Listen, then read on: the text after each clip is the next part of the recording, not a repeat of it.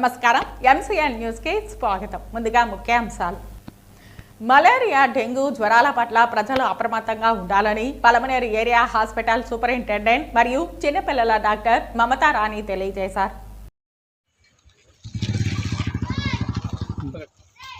ఈరోజు వికోట ప్రాంత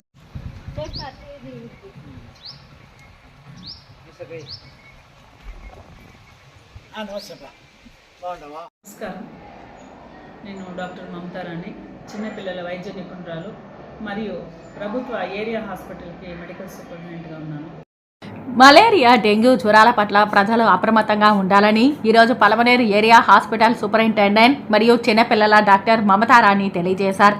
వర్షాకాలం దోమల ప్రభావంతో డెంగ్యూ, మలేరియా వస్తుందని, ఇంటి చుట్టుపక్కల పరిసరాలు పరిశుభ్రంగా ఉంచుకోవాలని, మురుగునీటి నిల్వ లేకుండా చూసుకోవాలని ప్రజలకు అవేర్నెస్ కల్పించారు. జ్వరం రాగానే మంచి పట్టభద్రుడైన డాక్టర్ వద్దకు వెళ్లి చూపించుకోవాలని, అక్కడ ఇక్కడ చూపించి తీరా జ్వరం ముదిరిపోయిన తర్వాత వస్తే కష్టమవుతుందని, డెంగ్యూ ఉన్నట్లయితే ప్లేట్లెట్స్ మానిటరింగ్ చేసుకుంటూ చికిత్స అందిస్తామని ఈ సందర్భంగా మమతా రాణి తెలియజేశారు.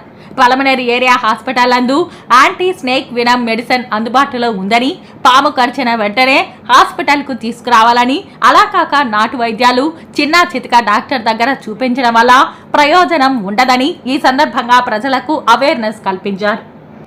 ప్రజలందరికీ నా ఒక విజ్ఞప్తి ఏమనగా, ఇప్పుడు వర్షాల ప్రభావం వల్ల చాలా వరకు మస్కిటోస్, దోమలు ఎక్కువ పెరగడం జరిగింది. సో ఇందులో డెంగ్యూ ఫీవర్స్, మలేరియా ఫీవర్స్ కూడా ఎక్కువగా ఈ మధ్యలో మేము చూస్తున్నాము. మన ప్రభుత్వ ఆసుపత్రికి వచ్చే పేషెంట్స్ చాలామంది fever cases, viral fever cases ఎక్కువ అవుతున్నాయి. సో ఈ డెంగ్యూ జ్వరంలో ముఖ్యంగా రక్త కణాలు తగ్గిపోవడం అనేది చాలా ప్రమాదకరమైన సిచ్యువేషన్స్. సో పేషెంట్స్ కూడా ఫీవర్ వచ్చిన తర్వాత వెంటనే మా దగ్గరికి వచ్చినట్లయితే మేము ట్రీట్మెంట్ ఇస్తాము. ఒక 2-3 డేస్ ఫీవర్ తగ్గలేదు అంటే బ్లడ్ టెస్ట్ చేసి ఒకవేళ డెంగ్యూ జ్వరం ఏమో కనిపెట్టి దానికి అడ్మిషన్ చేయడం జరుగుతుంది. మరియు ప్లేట్లెట్స్ మానిటర్ చేసుకుంటూ ట్రీట్మెంట్ ఇవ్వడం జరుగుతుంది. ఒకవేళ ప్లేట్లెట్ ట్రాన్స్ఫ్యూషన్ చేసే అంత సిచ్యువేషన్స్ ఉంటే రిఫర్ చేయాల్సి వస్తుంది. అయితే ఇక్కడ మేము గమనిస్తున్న విషయం ఏంటంటే, ఒక 5-6 రోజులు జ్వరం తర్వాత ప్లేట్లెట్స్ డౌన్ అవ్వడం స్టార్ట్ అయిన తర్వాత, చాలా సీరియస్ అయిపోయిన తర్వాత మా దగ్గరికి తీసుకొస్తున్నారు. మరి ముఖ్యంగా చిన్నపిల్లల విషయంలో కూడా ఇలా జరుగుతుంది. సో అప్పుడు అడిగితే 5-6 డేస్ ఎక్కడ చూపించుకున్నారు అంటే, వాళ్ళు లోకల్గా ఉండే ఆర్ఎంపీ డాక్టర్స్ దగ్గర చూపించుకుంటున్నారు. సో లోకల్గా ఉండే ఆర్ఎంపీ డాక్టర్స్ ఏం చేస్తున్నారు అంటే, పేషెంట్ వెళ్తేనే ఆల్ ఇన్వెస్టిగేషన్స్ బయట చేపించేస్తున్నారు. రిపీట్ ఇన్వెస్టిగేషన్స్ మళ్ళీ 3rd డే చేపిస్తున్నారు, 4th డే చేపిస్తున్నారు. సో టోటల్గా ప్లేట్లెట్స్ డౌన్ అయిపోయే వరకు కూడా వాళ్ళు క్యాన్లాలు పెట్టి, చిన్న చిన్న పిల్లలకు కూడా క్యాన్లాలు పెట్టి, ఫ్లూయిడ్స్ పెట్టి, నాకు తెలుసు పేర్లతో సహా నేను చెప్పగలను. సో అవన్నీ పెట్టి ఫైనల్లీ 1,00,000 లోపల 50,000 అట్లా ప్లేట్లెట్స్ అయిన తర్వాత ఇక్కడ అవ్వడం లేదు, పెద్ద హాస్పిటల్కి వెళ్ళి పంపిస్తున్నారు. ఇది పిల్లలు కానీ ప్రజల ప్రాణాలతో చెలగాటమనే చెప్పాలి. అదే పరిస్థితి మన ఇంట్లో ఉంటే అలాగే చేస్తారా? మన ఇంట్లో వాళ్ళకే వస్తే అలాగే చేస్తారా? ఇది చాలా తప్పు. ఈవెన్ ప్రజలు కూడా తెలుసుకోవాలి. ఇది 10 రూపాయల ఫీజు, 20 రూపాయల ఫీజు అనేసి వెళ్ళిపోయి 10 రూపాయల ఫీజు అన్నీ అక్కడికి వెళ్తున్నారు. ఓకే, అసలు ఫీజే లేదు కదా, ఇక్కడ ఫ్రీ కదా, ఫ్రీ ఆఫ్ కాస్ట్, ఇక్కడికే రావచ్చు కదా. సో ఈ విధంగా చేసి ఒక 2 డేస్ బ్యాక్ కూడా ఒక బాబుని రిఫర్ చేయాల్సి వచ్చింది. ఆ బాబుకి డెంగ్యూ హ్యామరేజిక్ ఫీవర్ అంటే కడుపులో అంతా బ్లీడింగ్ అయిపోవడం అవన్నీ జరిగినాయి. చాలామంది పేషెంట్స్ని రిఫర్ చేసే పరిస్థితి వచ్చినప్పుడు తీసుకొస్తున్నారు. ఎందుకు ప్రభుత్వ ఆసుపత్రికి వస్తే రిఫర్ చేస్తారు అంటే, ఇలాగే క్రిటికల్ కండిషన్ వరకు తీసుకొని వెళ్ళిపోయి అప్పుడు తీసుకొని వస్తే మా పరిధి దాటిపోతుంది. అప్పుడు మాకు విధిలేని పరిస్థితుల్లో రిఫర్ చేసే పరిస్థితి వస్తుంది. చాలామంది కేసెస్ వచ్చి అడ్మిషన్ అయ్యి రికవర్ అవుతున్నాయి కూడా. సో పర్సంటేజ్ ఆఫ్ రిఫరల్ అయితే నార్మల్గానే ఉంది. బట్ స్టిల్ మన దగ్గర రికవరీ కూడా బాగుంది. దయచేసి నా విన్నపము, మీరు ఆరోగ్య సూత్రాలు పాటించండి. దోమలు లేకుండా మీరు జాగ్రత్త తీసుకోండి. ఇంటి చుట్టుపక్కల పరిశుభ్రంగా పెట్టుకోండి. నీళ్లు నిల్వని ఉంచుకోకుండా నీళ్లు ట్యాంక్స్లో కానీ ఏదైనా మూతలు పెట్టుకోండా, లేదంటే ఖాళీ చేసేయాలి. ఎవ్రీ డ్రై డే అంటారు, వీక్లీ డ్రై డే, అది పాటించినట్లయితే దోమలు గుడ్లు పెట్టకుండా ఉంటాయి. సో ఇవన్నీ కూడా చేసుకోవాల్సింది. ఇంకా ఈ పాములు కూడా ఈ వర్షాలకి బయట వస్తున్నాయి. ఇప్పుడు పాము కరిస్తే దర్ గోయింగ్ ఫస్ట్ టు గుట్టూరు, నాటు వైద్యము అవి అన్నీ చేసుకొని ఫైనలీ సిమ్టమ్స్ వచ్చిన తర్వాత వస్తున్నారు. 80% of the snakes are non poisonous, అంటే పాయిజన్ లేనివి. ఏమవుతుంది, ఈ కరిచినప్పుడు గుట్టూరు వెళ్తున్నారు, నాన్ పాయిజన్ కదా, వాళ్ళు ఏదో మందిస్తున్నారు, మందిస్తే ఎట్లాగో నాన్ పాయిజనే పనిచేసింది, ఏం కాలేదు అనుకుంటున్నారు. ఆ 20% స్నేక్స్ ఉంటాయి కదా పాయిజనస్, అవి కరిచినప్పుడు అక్కడికి గుట్టూరు వెళ్ళిన తర్వాత సీరియస్ అయిన తర్వాత లేదు మీరు అక్కడికి వెళ్ళిపోండి హాస్పిటల్కి అని వాళ్ళు పంపిస్తున్నారు. అప్పుడు బ్యాడ్ కండిషన్లో ఇక్కడ వస్తున్నారు. సో అప్పుడు మన దగ్గర ఎక్కడా లేదు, బయట ఎక్కడ దొరకదు. ఏఎస్వి ఉంది, యాంటీ స్నేక్ వీనం. ఎంత కాస్ట్లీ అంటే అసలు బయట దొరకదు. కాస్ట్లీ కాదు, మీరు డబ్బు పెట్టినా దొరకదు బయట.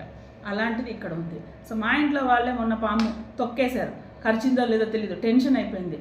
నేను వచ్చింది నేను ఇది హాస్పిటల్ కదా, పల్మనరీ ఏరియా హాస్పిటల్ సూపరింటెండెంట్. నేను ఎక్కడికి పోలే, డైరెక్ట్ నేను ఇక్కడికే తీసుకొని వచ్చాను. Because I have that confidence. ఇక్కడైతేనే నాకు సరైన ట్రీట్మెంట్ దొరుకుతుంది. నేను సిఎంసీకి పోలేదు, చిత్తూరు పోలేదు, ఫస్ట్ నేను ఇక్కడికే తీసుకొచ్చాను. ఆ నైట్ అంతా ఇక్కడే ఉంచాను. That confidence I have in this hospital. So please utilize our services. మా సేవలను వినియోగించుకోండి. ఇంకా కూడా మాకు మీ యొక్క మంచి అమూల్యమైన సలహాలు ఇవ్వండి, ఇంకా కూడా మనం హాస్పిటల్ అభివృద్ధి చేయడానికి. Thank you.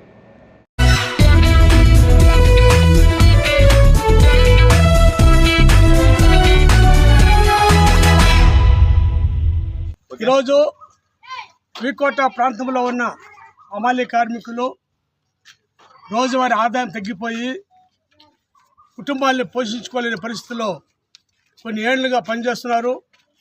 అది వికోట మండల హెడ్ క్వార్టర్ కావచ్చు, లేదంటే రాజపేట రోడ్లో ఉండే అమాలి వర్కర్లు కావచ్చు, ఇంకా చుట్టుపక్కల మండలాల నుండి అమాలి కార్మికులందరూ కూడా అమాలి పనిచేస్తే తప్ప వేరే ఆధారం లేని పరిస్థితి. కానీ కేంద్ర ప్రభుత్వం కానీ రాష్ట్ర ప్రభుత్వం కానీ అమాలి కార్మికులకు ఒక చట్టాన్ని తీసుకురావడంలో విఫలమైంది. కొన్ని ఏళ్లుగా, నాకు తెలిసి 20 ఏళ్లుగా కోరుతున్నారు. ప్రభుత్వం ఇప్పటికీ స్పందించలేదు. ప్రధానంగా ఆరోగ్య సమస్యలు వస్తే వైద్య సౌకర్యానికి పోవాలంటే ప్రైవేట్ డాక్టర్కి పోవాలి. అందువల్ల వికోటలో ఈఎస్ఐ హాస్పిటల్ని ఏర్పాటు చేయాలని చెప్పేసి ఐఎఫ్టీగా మేము డిమాండ్ చేస్తున్నాము. ఎందుకంటే వికోటలోనే 5,000 మంది రకరకాల వర్కర్లు పనిచేస్తున్నారు. అది అమాలి కార్మికులు కావచ్చు, భవన నిర్మాణ కార్మికులు కావచ్చు, లేదంటే ఆటో వర్కర్లు కావచ్చు, జీప్ వర్కర్లు కావచ్చు, లేదంటే స్కీమ్ వర్కర్స్గా పనిచేసే వర్కర్లు కావచ్చు. వీళ్ళందరూ కూడా వేల సంఖ్యలో ఉన్నారు. జిల్లాలో పెద్ద మండలము వికోట మండలము. ఇక్కడ ఈఎస్ఐ హాస్పిటల్ కేంద్ర ప్రభుత్వం ఏర్పాటు చేస్తే ఫ్రీగా ట్రీట్మెంట్ తీసుకోవచ్చు. అందువల్ల ఐఎఫ్టీగా డిమాండ్ చేస్తున్నాము. వికోట హెడ్ క్వార్టర్లో ప్రభుత్వము, కేంద్ర ప్రభుత్వము అమాలి వర్కర్లకే కాకుండా అన్ని రకాల వర్కర్ల కోసం చట్ట ప్రకారంగా 3,000 మంది ఉంటే ఈఎస్ఐ హాస్పిటల్ పెట్టాలని రూల్ ఉండాలి. ఈడ వేలాది మంది ఉన్నారు కాబట్టి అమాలి వర్కర్లతో పాటు మిగతా వర్కర్లకు కూడా అవసరమైన ఈఎస్ఐ హాస్పిటల్ని వికోటలో స్థాపించాలని చెప్పేసి నేను కేంద్ర ప్రభుత్వానికి, రాష్ట్ర ప్రభుత్వానికి విజ్ఞప్తి చేస్తున్నాను. అట్లాగే ఈ మండలం నుండి అన్ని రకాల కార్మికులకు ఏ కష్టం వచ్చినా సరే ఐఎఫ్టీగా మేము సాయం చేస్తామని చెప్పేసి మాటిస్తున్నాను. మూడవది ఏమంటే, ఈరోజు ఈ వర్కర్లు కాదని బయట రాష్ట్రాల నుండి వర్కర్లు తీసుకొచ్చి ఇక్కడ స్థానికంగా ఉండే వర్కర్లు పని ఆపేస్తే ఈ వర్కర్లకు పని లేకుండా పోతుంది, పస్తు ఉండాల్సి వస్తుంది. అందువల్ల బయట రాష్ట్రాలు వచ్చిన వర్కర్లు వ్యతిరేకం కాదు, కానీ ఎవరి పని వాళ్ళే చేయాలా. షాప్ యజమానులందరూ కూడా వాళ్ళు ఎక్కడి నుంచో తెచ్చిపెట్టిన వర్కర్ని అన్లోడింగ్ చేయమని కరెక్ట్ కాదు. ముఖ్యంగా రాజపేటలో జరుగుతూ ఉంది. ఆ రాజపేట రోడ్లు ఇలాంటి పని జరగకూడదు. కాబట్టి ప్రభుత్వం కూడా స్థానిక అధికారులు వీళ్ళందరూ కూడా చేరుకొని ఈ వర్కర్లకు న్యాయం చేయాలని నేను ఐఎఫ్టీగా విజ్ఞప్తి చేస్తాను. చివరిగా ఈరోజు ఐఎఫ్టీ అనేది కార్మికుల కోసం పనిచేసే అఖిల భారత స్థాయిలో సంస్థ ఇది. ఈ సంస్థ ద్వారా ఈ లెవెల్లో కాకపోతే స్టేట్ లెవెల్లో కాకపోతే ఆల్ ఇండియా లెవెల్లో కూడా మనం చేసుకోవడానికి ఐఎఫ్టీ ఉండాలి. కాబట్టి నేను ఈ వర్కర్లు అందరికీ ఇచ్చే హామీ ఏమంటే, భవిష్యత్తులో ఏ కష్టం వచ్చినా సరే మీరందరూ కూడా ఐఎఫ్టీ ద్వారా సహాయం చేసుకోండి. ప్రభుత్వంలో రావాల్సిన అన్ని రకాల సౌకర్యాలను ఇప్పించడానికి నేను ప్రయత్నం చేస్తానని చెప్పేసి హామీ ఇస్తున్నా. నా పేరు చైతన్య, ఐఎఫ్టీ జిల్లా నాయకులు.